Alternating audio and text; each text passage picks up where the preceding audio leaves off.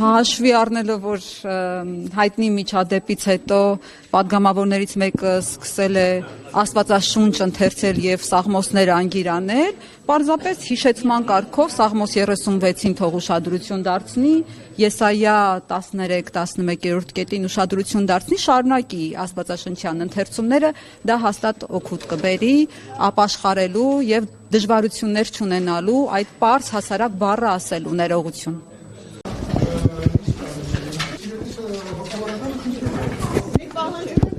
Էլիկա հաղում անեք իրանց դուք ձեր տեղը խոսեք։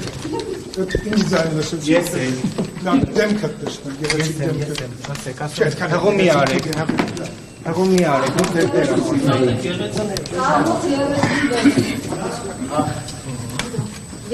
Ասեք միշտ օրենքաբանեք, ինչ Հրիպսիմեն ձեզ բան է ասում, պարոն Քոչարյան։ Պարանի վրա է։ Պարանի, վայ քորոնել։